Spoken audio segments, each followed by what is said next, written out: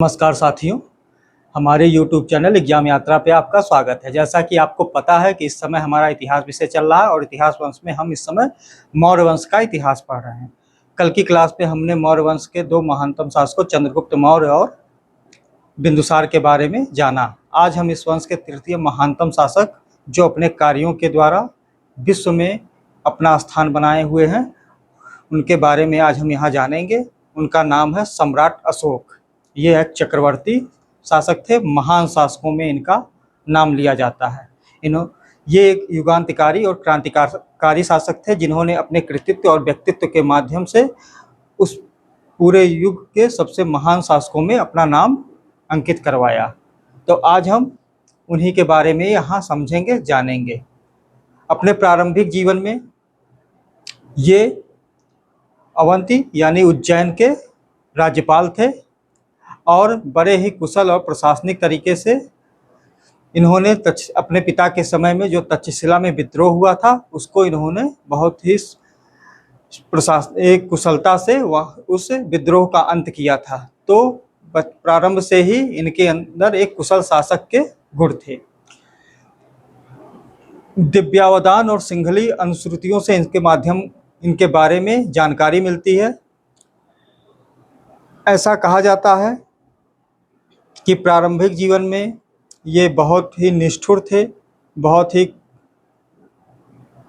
कठोर और क्रोध से भरे रहते थे और हिंसा में ही विश्वास करते थे। इसलिए प्रारंभिक बौद्ध ग्रंथ जो बताते हैं कि बौद्ध धर्म ग्रहण करने से पहले इनका नाम चंड अशोक था, यानी कि ये चंड अशोक बहुत ही क्रोधित, निष्ठुर और हिंसक प्रवृत्ति के थे। लेकिन ऐसा भी हो सकता है कि बौद्ध ग्रंथ इसलिए भी इनको चंड अशोक के रूप में संबोधित कर सकते हैं क्योंकि उसके पहले वो हिंदू धर्म और शैव धर्म के उपासक थे, जिसके कारण बौद्ध धर्म अपनी प्रभावता दिखाने के लिए, अपना मतलब विशेषता दिखाने के लिए इनको इस नाम से इंगित किया हो, इस नाम से इनको संबोधित किया हो। जो भी हो वो बात की चीज़ें हैं। सिंहली अनुश्रुति में भी ऐसा मिला है कि इन्होंने अपने 99 भाइयों की हत्या करके मतलब राज सिंहासन पर अधिकार जमाया। लेकिन जब हम इन सब बातों का तार्किकता के आधार पर अध्ययन करते हैं तो पाते हैं कि ऐसा कुछ नहीं था, क्योंकि बाद में अशोक के जो अभिलेख हैं उनमें उनके जीवित भाइयों और परिवारों का उल्लेख मिला है। उनके 5वें अभिलेख में इस बात का पूरा विस्तृत विवरण है कि उनके भाई जीवित थे, उनके भाइयों का अपना एक परिवार भी था। दिव्यावदान में उनकी माता का नाम भी मिलता है, सुभद्राणी, जो चंपा के एक ब्राह्मण की कन्या थी। दिव्यावदान में ही उनकी एक पत्नी का नाम तिस्य रक्षिता भी मिलता है। हालांकि अभिलेखों में उनकी एक ही रानी करुरावती का नाम मिलता है जो तीवर की माता थी। तो ये काफ़ी महत्वपूर्ण है। तो प्रारंभिक जीवन के बारे में उनकी जानकारी हमें सिंहली अनुश्रुतियों से व दिव्यावदान से मिलती है। दिव्यावदान से मिलती है।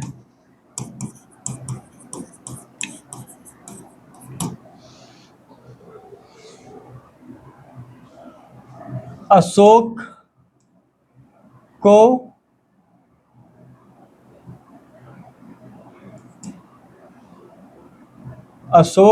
की पत्नी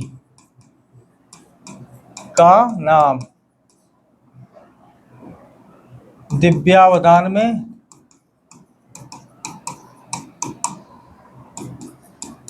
तिस्य रक्षिता व अशोक के अभिलेख में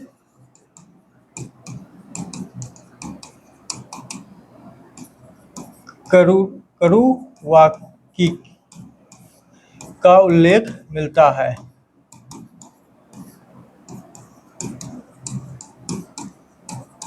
एकमात्र उसके अभिलेख में एकमात्र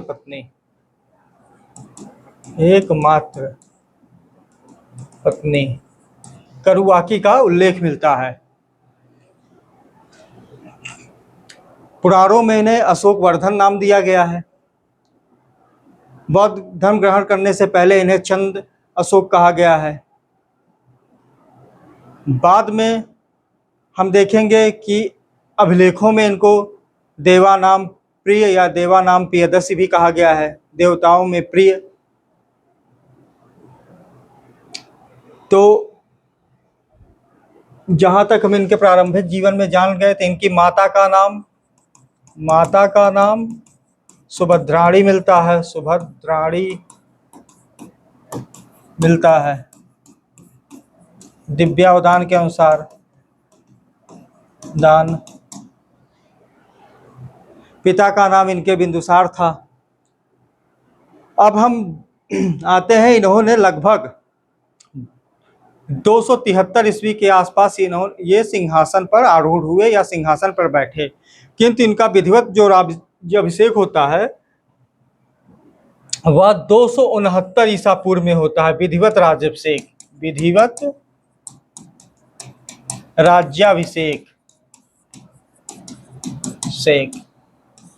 269 ईस्वी में इनका विधिवत राज्याभिषेक होता है। 273 ईस्वी में इन्होंने सिंहासन पर बैठे थे।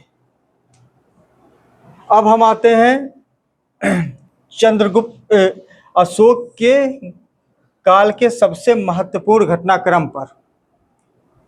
तो अशोक लगभग 269 ईस्वी के आसपास सिंहासन पर बैठते हैं।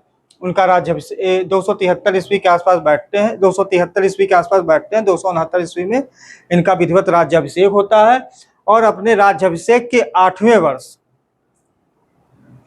लगभग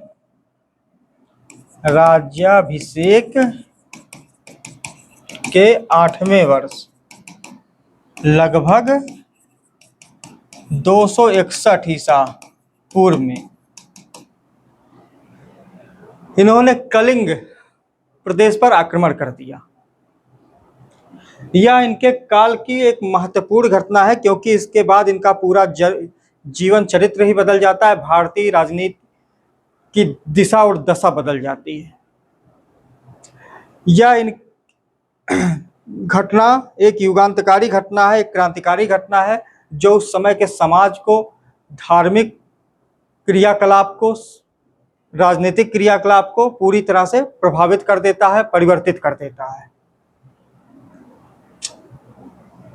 अब हम समझेंगे क्यों ये युद्ध इतिहास के सबसे प्रमुख युद्धों में एक माना जाता है, सबसे युगांतकारी युद्ध माना जाता है। तो लगभग 261 ईसा पूर्व में इन्होंने कलिंग पर आक्रमण कर दिया। लाखों लोग मारे गए,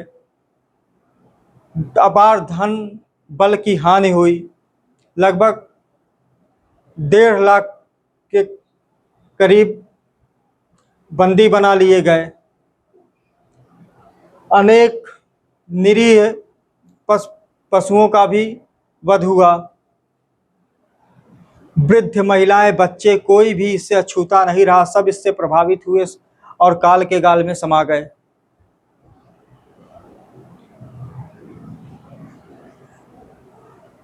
लेकिन हम ये जानते हैं कि आखिर कलिंग पर आक्रमण करने का कारण क्या था। तो इसके कई कारण थे, जैसे एक आर्थिक कारण। आर्थिक कारण में हम देखेंगे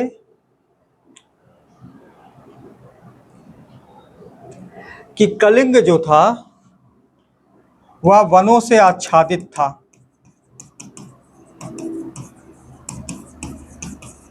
प्रदेश था। हाथी पाए जाते थे। लोहे की खान थी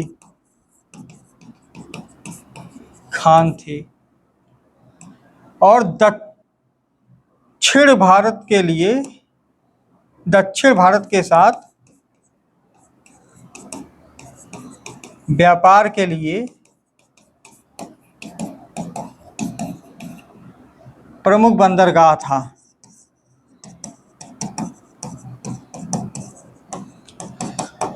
तो यह कुछ महत्वपूर्ण कारण थे जो कलिंग पर अधिकार के लिए अशोक को प्रेरित करते हैं। वो क्या थे कि यह वनों से आच्छादित था, वरना घने जंगल पाए जाते थे, हाथियों की अधिकता थी, लोहे के कई खान यहाँ पाए गए, और यह दक्षिण भारत के संपर्क के लिए एक सुलभ बंदरगाह उपलब्ध कराता था, जहाँ व्यापार सुगमता से हो जाता था। तो यह उत्तर भारत और मतलब पूर्वी भारत और दक्षिण भारत को जोड़ने का भी कार्य करता था। अब हम आते हैं इसके सामरिक महत्व पर। सामरिक महत्व का यह मगध का पड़ोसी था।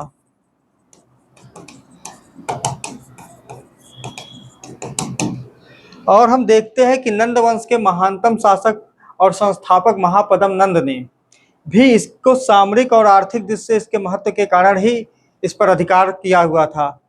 शायद हम देखते हैं कि चंद्रगुप्त मौर्य के बाद जब बिंदुसार का काल आता है, उस समय शायद बिंदुसार की शिथिलता के कारण या उनके प्रशासनिक पकड़ में कमजोरी के कारण कलिंग शायद अपने आप को स्वतंत्र घोषित कर दिया हो, जिसके कारण पुनः अशोक को उसे अपने अधिकार में लेने के लिए विवश होना पड़ा हो।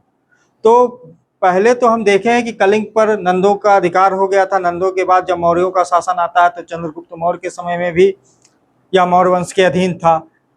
तो एक अनुमान के तौर पर हम यही कह सकते हैं कि शायद बिंदुसार के काल में इसने अपनी स्वतंत्रता घोषित कर दी हो, तो और जब इसके अशोक का समय आया हो तो अशोक ने इसके सामरिक और आर्थिक महत्व को देखते हुए पुनः इस पर अधिकार करने के लिए इस पर आक्रमण किया, और उस आक्रमण के द्वारा फलस्वरूप एक जान माल, धन, बल सबकी असीम हानि हुई।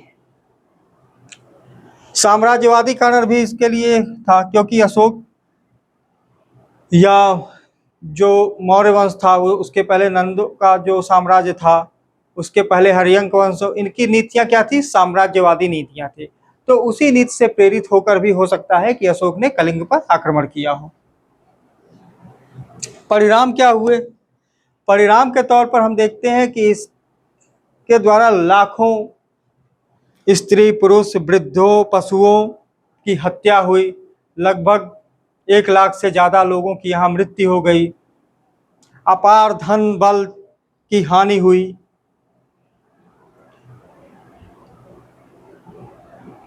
लेकिन जो सबसे प्रमुख परिणाम हुआ वह यह हुआ कि जो एक साम्राज्यवादी, विस्तारवादी, दिग्विजय की नीति चली आ रही थी, उसका अंत हुआ और उसके स्थान पर आध्यात्मिक विजय और धम्म विजय की शुरुआत हुई। शांति को महत्व दिया गया, धार्मिक बदलाव किए गए, धार्मिक महत्व को बल दिया गया, समाज में कई परिवर्तन किए गए, सामाजिक विभेदता को नष्ट करते हुए एक सामाजिक पुनरुत्थान का युग आरंभ हुआ। एक लोक कल्याणकारी, प्रजावत्सल शासन की नीति का आरंभ हुआ, जो कलिंग युद्ध का महत्वपूर्ण परिणाम है, क्योंकि इसके बाद पूरा चित्र बदल जाता है। हम देखते हैं कि कलिंग के बाद शासन की नीतियों में परिवर्तन होता है। कलिंग को हालांकि अपने अधिकार में ले लिया गया, उसे 2 भागों में बांट भी दिया गया। कलिंग को 2 भागों में बांट दिया गया।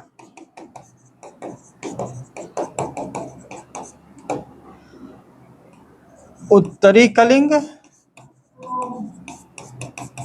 राजधानी क्या थी? तोसली, और दक्षिणी कलिंग, राजधानी जौगढ़। ध्यान रखिएगा। तो हम देखते हैं कि जो कलिंग युद्ध हुआ उसका परिणाम यही हुआ कि एक शांतिपूर्ण समाज का, एक संगठित प्रजावत्सल समाज का, शासन का, धार्मिक उत्थान का, धार्मिक पुनरुद्धार का एक युग आरंभ हुआ। और जो साम्राज्यवादी नीतियां थी, जो दिग्विजयी नीतियां थी, युद्ध के द्वारा दूसरे लोगों को अपना दास बनाने की जो परंपरा थी, उसको समाप्त किया गया और उसके स्थान पर एक आध्यात्मिक और धम्म विजय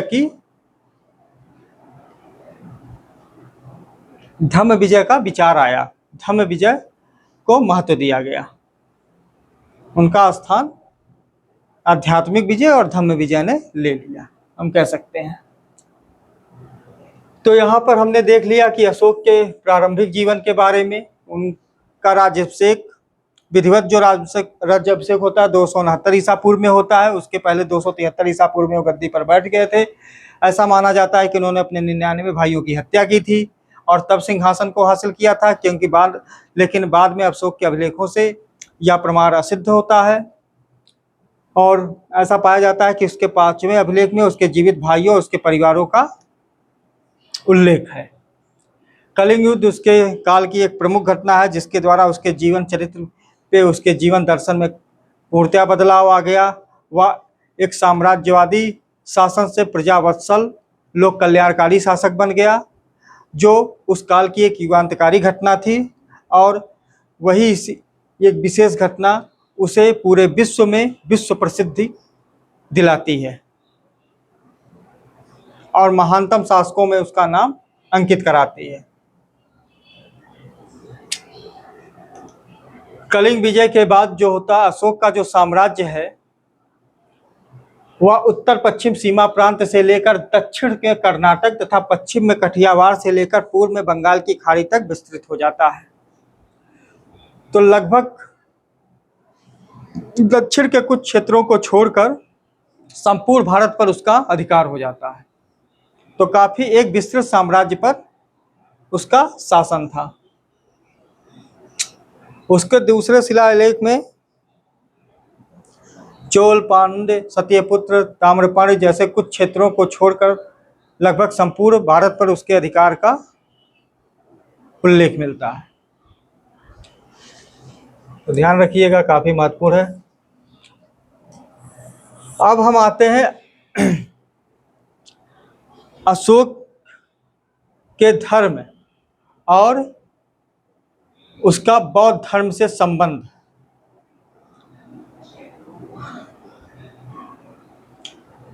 प्रारंभिक जीवन में अशोक जो था वह शैव धर्म को मानने वाला था, शैव धर्म का उपासक था। किंतु कलिंग युद्ध के बाद उसके जीवन में बदलाव आता है और वह बौद्ध धर्म को अपनाता है। हम देखते हैं कि अपने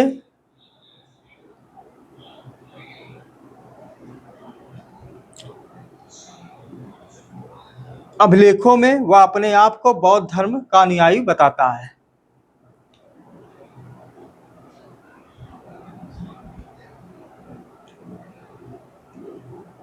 सिंहली अनुश्रुतियों के माध्यम से अपने लगभग राज्याभिषेक के चौथे वर्ष में निग्रोध नामक आचार्य से बौद्ध धर्म की शिक्षा लेता है।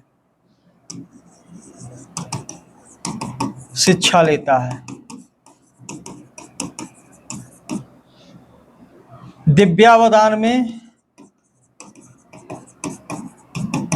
उपगुप्त को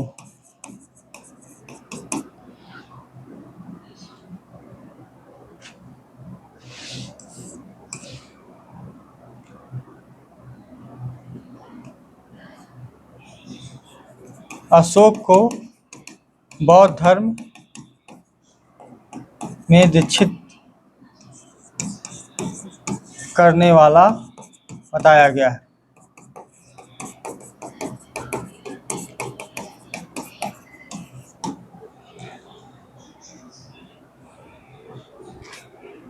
उसके बाद के अभिलेखों से भी इस बारे में जानकारी मिलती है।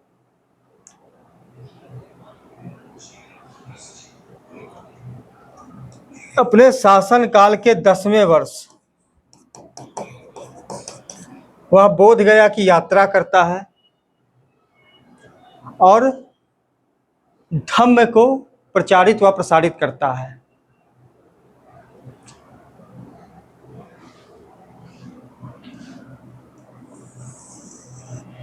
बौद्ध धर्म ग्रहण करने के बाद उसके जीवन में आमूलचूल परिवर्तन होते हैं। अब वह अहिंसा को परमो धर्म मानता है, अहिंसा को ही बहुत महत्व देता है, सदाचार, सत्यवादिता को महत्व देता है,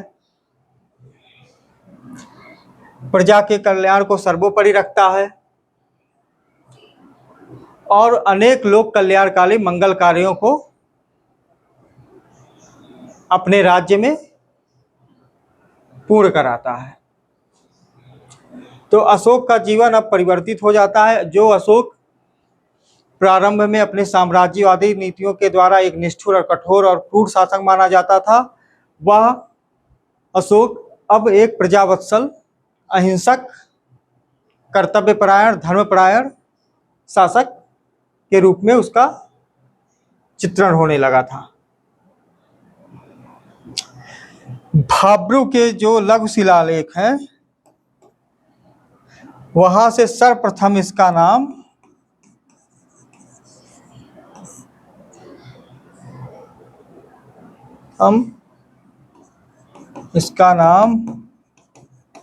अशोक व यहीं से बुद्धम, धम्मम, संघम का उल्लेख मिलता है।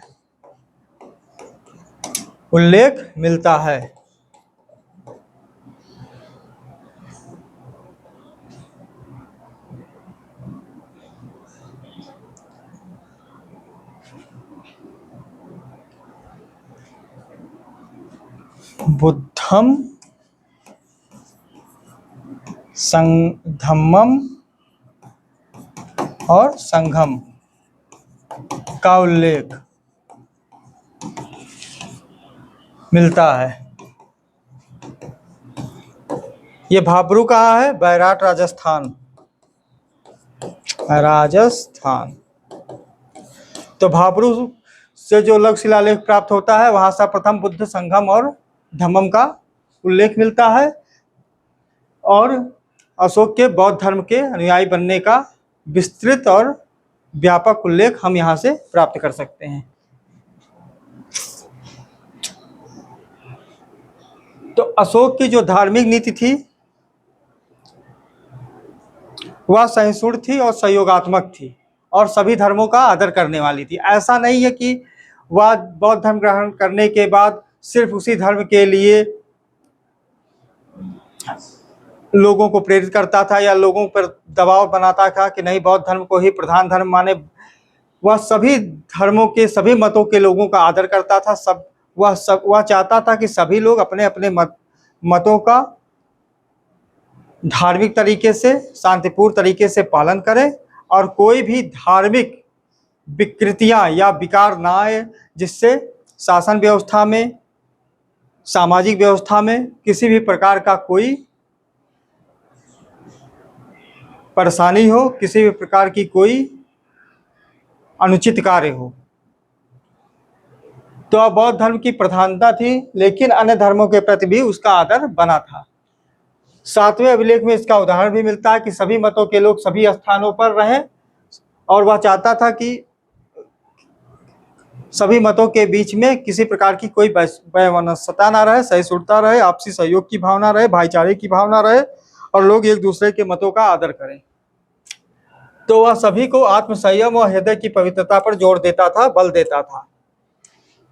7वें अभिलेख में इसका स्पष्ट वर्णन है। 12वें अभिलेख में भी वह सभी मनुष्यों को सभी धर्मों का आदर करना चाहिए, ऐसा कहता है। वह सभी मनुष्यों को संबोधित करते हुए कहता है कि सभी को सभी धर्मों का आदर करना चाहिए। ये आपके पीटी परीक्षा में पिछले साल पूछा गया प्रश्न है, ध्यान रखिएगा। आजीवक संप्रदाय के लिए भी बराबर की पहाड़ी पर वह उसने गुफा निर्माण करवाया था। कश्मीर में एक शैव मंदिर का जीर्णोद्धार भी कराया था। कश्मीर में शैव मंदिर का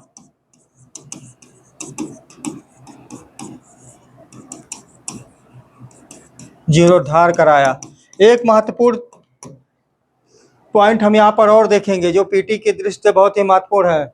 यहाँ पर पॉइंट आउट करना हम भूल गए शायद, लेकिन हम आगे आपको बता दे रहे हैं कि राज तरंगड़ी, कलहर की जो राज तरंगड़ी है जो कश्मीर पर आधारित है, उसमें यह बताया गया है कि श्रीनगर की जो स्थापना है वो सम्राट अशोक ने ही किया था। राज तरंगड़ी में लिखा गया है कि श्रीनगर की स्थापना सम्राट अशोक ने की थी। सम्राट अशोक ने किया था।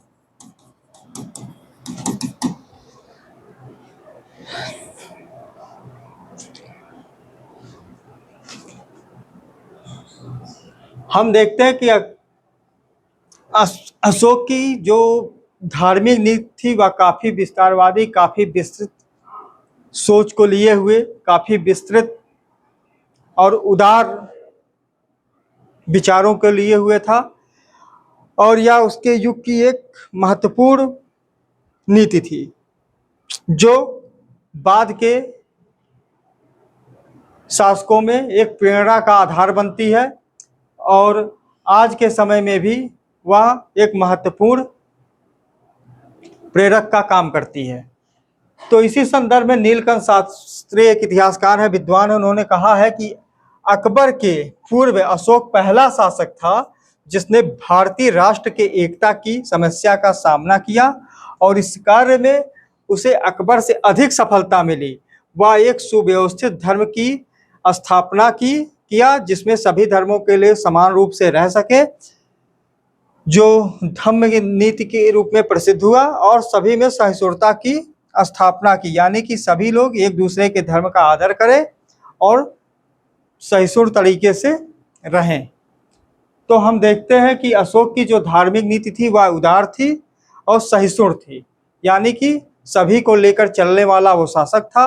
किसी एक धर्म के प्रति वह ज़्यादा कठोर नहीं था, सबके प्रति समान भाव रखता था और सभी धर्मों के फलने फूलने के लिए उसने पर्याप्त उदारता बरती थी। किसी प्रकार का प्रजा पर दबाव नहीं था, परिवर्तन के लिए किसी भी प्रकार की कोई संस्था नहीं थी, सभी को अपने मत मानने का अधिकार था। तो यह अशोक का एक महत्वपूर्ण नीति और एक महत्वपूर्ण निर्णय था।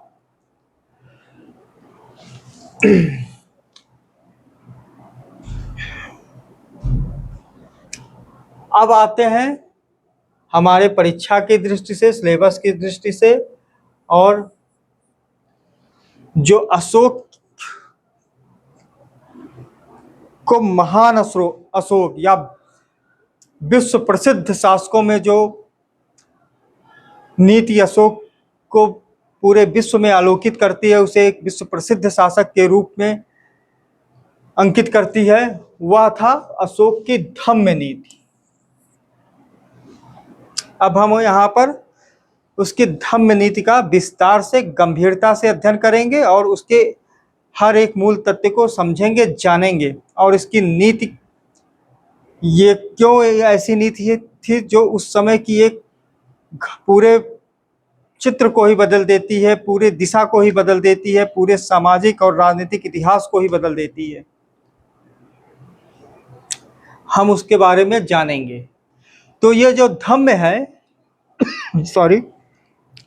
यह धर्म से ही निकला हुआ, संस्कृत के धर्म से ही निकला है और इसका मूल तत्व क्या है? तो धम्म का उद्देश्य क्या था, धर्म का विचार क्या था कि नैतिक चरित्र का उत्थान, मनुष्य में नैतिकता को बल मिले, वह आचरण की दृष्टि से, चरित्र की दृष्टि से, व्यवहार की दृष्टि से उत्तम बने, चरित्रवान बने, आचरणवान बने, सद्व्यक्ति बने। तो नैतिक आचरणों का जो उत्थान है वही धम्म है, वही धम्म का उद्देश्य है। तो इसका एक सूत्र है, अगर आपने इसे समझ लिया, याद कर लिया, तो आप अशोक की धम्म नीति को बहुत आसानी से लिख पाएंगे परीक्षा में, और उसका विस्तार से चर्चा भी कर पाएंगे, विस्तार से व्याख्या भी कर पाएंगे। तो आपने समझ लिया कि धम्म क्या था। धम्म नैतिक आचरणों का उत्थान ही धम्म था, धम्म का उद्देश्य था। अब वो क्या थे नैतिक आचरण? अपास्य निवये, बहुकयाने,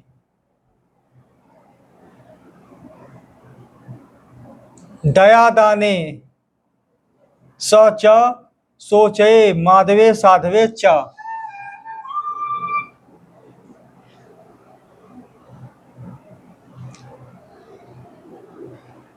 यानी कि अल्प हिंसा, अधिकतम कल्याण,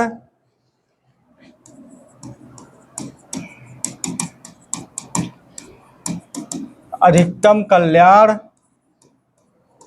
दया, दान, अच्छी सोच, मृदुता, साधुता, यही जो लक्षण है, यही नैतिक आचरण को हमारे उभारते हैं, उत्तम बनाते हैं, सर्वोत्तम बनाते हैं, सत्पुरुष बनाते हैं। और इन्हीं के द्वारा हम एक भद्र पुरुष, एक भद्र व्यक्ति, एक भद्र इंसान बनेंगे। अशोक ने बताया कि इन आचरणों को आत्मसात करने के लिए हमें दो पक्षों को अपने जीवन में उतारना आवश्यक है। एक है सकारात्मक पक्ष या विधायक पक्ष, और एक है नकारात्मक पक्ष।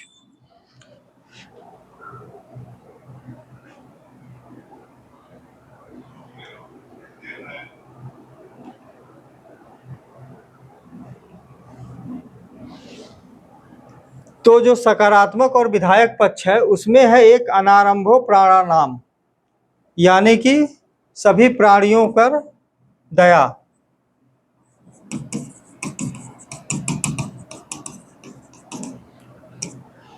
अविहिंसा भूतानाम, हिंसा से दूर, प्राणियों पर हिंसा से दूर, मतलब प्राणियों पर ऊपर अत्याचार नहीं करना है, उन पर हिंसा नहीं करनी है। माता पिता की सेवा, माता पिता की सेवा, वृद्धों की सेवा, थेर शुश्रूषा, वृद्धों की सेवा, ध्यान रखिएगा, ये महत्वपूर्ण पॉइंट है और सबको समझते और लिखते चलिएगा या देखते चलिएगा। गुरुओं का सम्मान, गुरुओं का सम्मान, अल्प व्यय,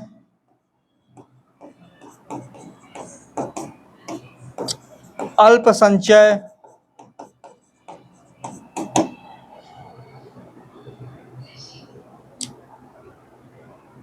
इन्हें हमें अपने जीवन में उतारना है, आत्मसात करना है, ग्रहण करना है। और इन जो नकारात्मक पक्ष है, नेगेटिव जो थॉट्स हैं, इन्हें अपने जीवन से दूर करना है। उनमें क्या है? प्रचंडता, निष्ठुरता, क्रोध, घमंड, ईर्ष्या, लोभ, इन्हें अपने जीवन से दूर कर देना है और इन्हें अपने जीवन चरित्र में उतार लेना है, जिससे हमारा नैतिक उत्थान होगा, नैतिक आचरण मजबूत होगा, चरित्रवान बनेंगे और विश्वसनीय बनेंगे। तो जीवन के इन दोनों पहलुओं को उनका अध्ययन और उनको अपने जीवन में आस्वाद करना,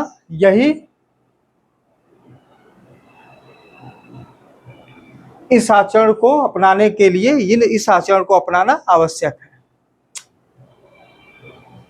तो जो अशोक का धम्म है वह कोई अलग धर्म नहीं है, या उसने एक धार्मिक पंथ की स्थापना नहीं की है। उसने सभी धर्मों से जो अच्छाइयाँ हैं उनको ग्रहण कर कर सभी को साथ लेकर सहिष्णुता की जो नीति अपनाई है, वही अशोक को अपने युग में महानतम बनाती है। तो अशोक की जो धम्म नीति है वह कोई विशेष धार्मिक नीति नहीं है, वह एक सरल, सहज और सभी धर्मों से प्रेरित होकर उसने एक ऐसे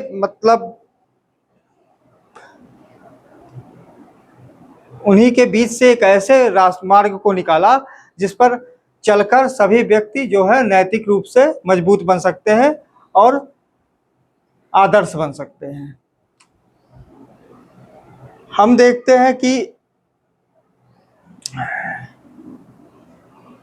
कुछ विशेष इतिहासकार हैं, महत्वपूर्ण इतिहासकार हैं, जैसे रोमिला थापर जी हैं। तो रोमिला थापर ने इसे अशोक का व्यक्तिगत धर्म माना है, या अशोक के मस्तिष्क की उपज मानी है, ना कि इसे किसी धर्म से प्रेरित बताया है। तो रोमिला थापर जी कहती हैं कि यह अशोक का अपना मस्तिष्क की उपज थी। इसी प्रकार हम देखते हैं कि राधा कुमुद मुखर्जी एक इतिहासकार होते हैं, विद्वान होते हैं।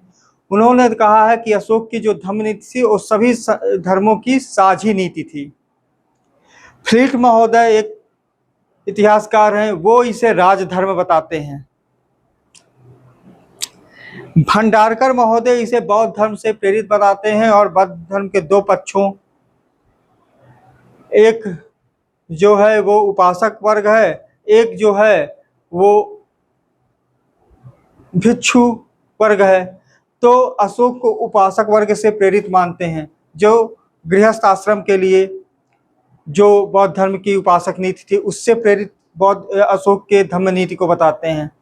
किंतु जब हम तार्किक रूप से अध्ययन करेंगे, इन सारे इतिहासकारों के मतों का अध्ययन करेंगे, तो हम ये पाएंगे कि अशोक की नीति ना तो पूरी तरह से बौद्ध धर्म से प्रभावित थी, ना ही उसने कोई नया धर्म चलाया था, और ना ही वह पूरी तरह से जो हमारे वेद या पुराणों से प्रभावित थी। वो उसकी एक व्यवहारिक नीति थी, वो उसकी वो नीति थी जो कहीं ना कहीं सत्यवादी सिद्धांतों पर आधारित थी। जैसे हर मनुष्य को आदर्श के लिए, एक अच्छे जीवन के लिए, एक नैतिक उत्थान के लिए सत्य बोलना आवश्यक है, अहिंसा का होना आवश्यक है, उसके अंदर तप और साधना का होना आवश्यक है, उसके अंदर दान देने की प्रवृत्ति होनी चाहिए, उसकी भाषा बोली जो होती है विनम्रता होनी चाहिए। तो यह मूलभूत गुण होते हैं जो किसी भी मनुष्य को एक आदर्श मनुष्य बनाते हैं, एक नैतिक मनुष्य बनाते हैं। तो यानी सभी धर्मों में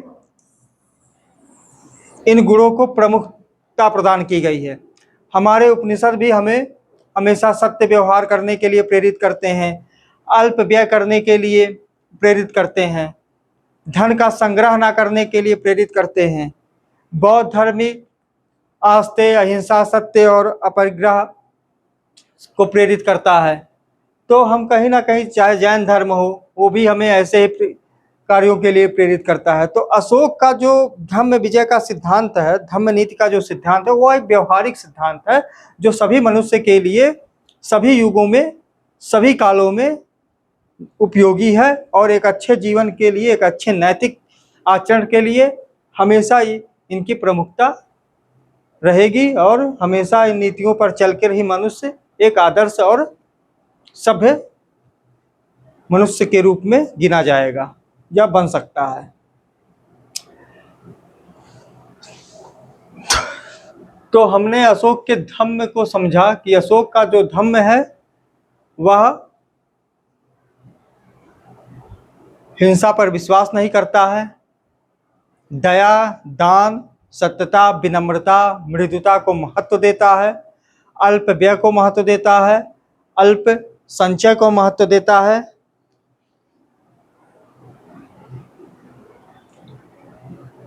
और इसका एक सूत्र है जिसे आप याद कर लेंगे तो आप धम्म को अच्छे से समझ जाएंगे, जान जाएंगे। यही इसका एक मूल सूत्र है। अपासिनवे बहुकयाने दयादाने सोचये माधवे साधवे च।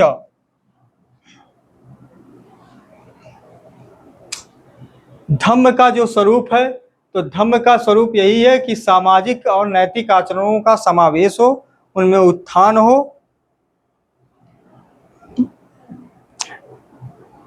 जीवन में नैतिक मूल्यों का महत्व बढ़े, नैतिक आदर्शों का महत्व बढ़े। इसके विस्तार के लिए उसने धम्म प्रचार को महत्ता प्रदान की। धम्म प्रचार के लिए उसने धम्म यात्राओं का प्रारंभ किया। अपने शासन काल के 10वें वर्ष वह स्वयं बोध गया की यात्रा करता है। उसके बाद अपने 20वें वर्ष में वह लुम्बिनी की यात्रा करता है। वह कर को कम करते हुए 1/8 करता है।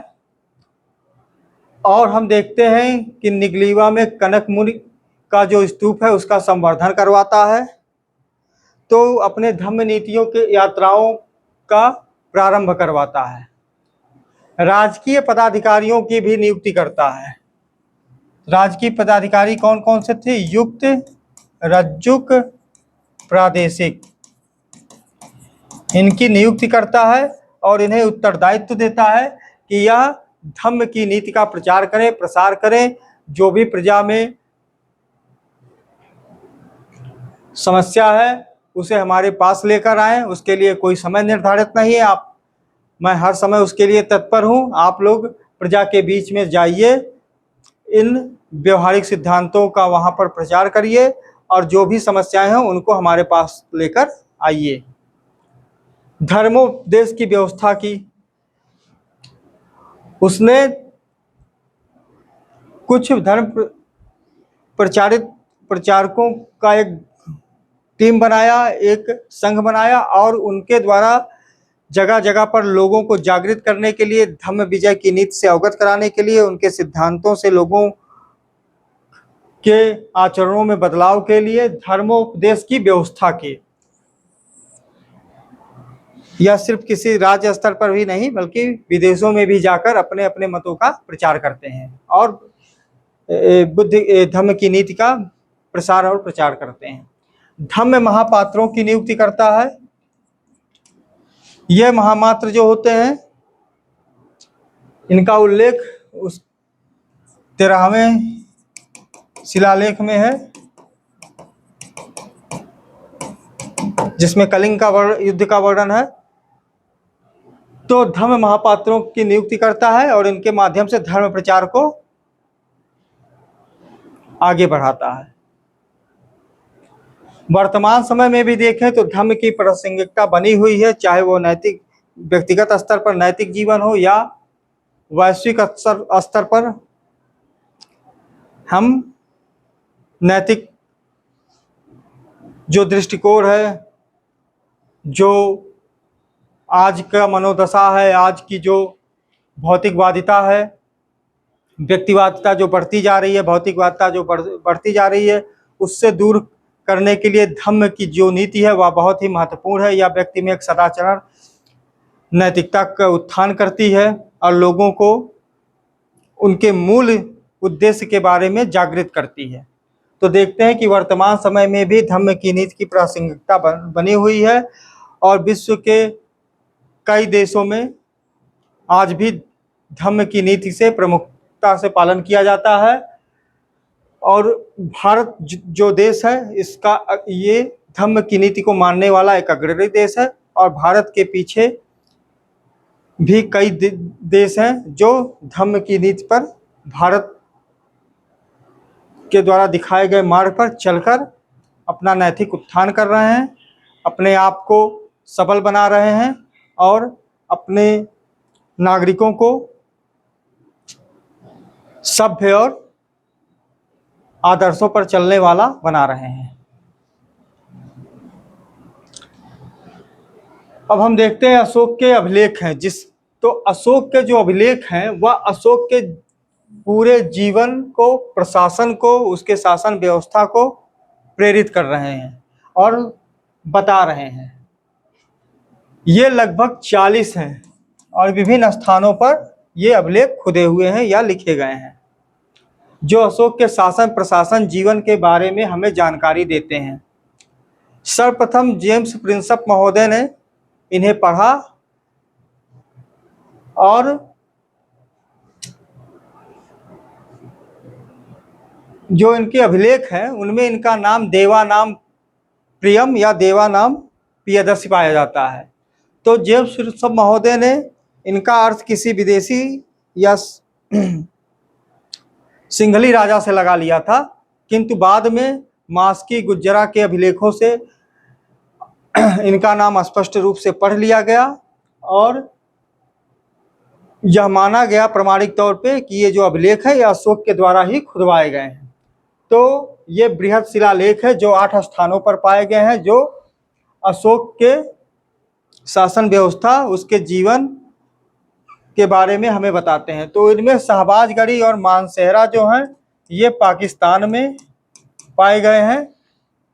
यह शहबाजगढ़ी जो पेशावर, पाकिस्तान के पेशावर शहर, और मानसेहरा हजारा के पास है।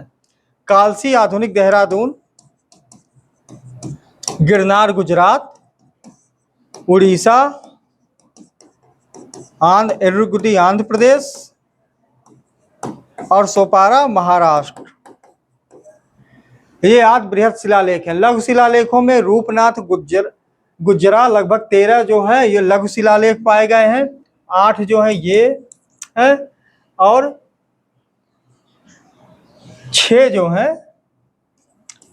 लगभग 6 स्तंभ लेख हैं।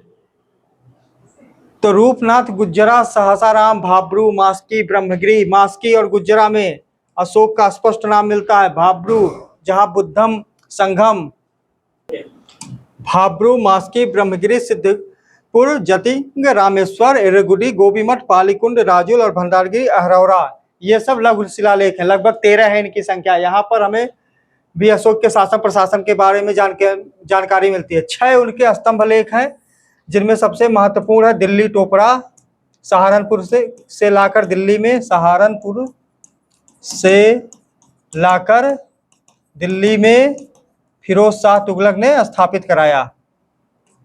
फिरोज तुगलक ने स्थापित किया। दिल्ली मेरठ अकबर ने।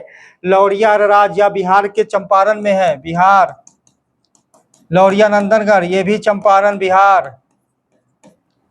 रामपुरिया प्रयाग ये दोनों उत्तर प्रदेश में। ये स्तंभ लेख हैं, अभिलेख हैं। ठीक है, तो मित्रों आज अशोक के बारे में हमने जान लिया। अब कल हम उसके आगे का मौर्य काल का प्रशासन पढ़ेंगे।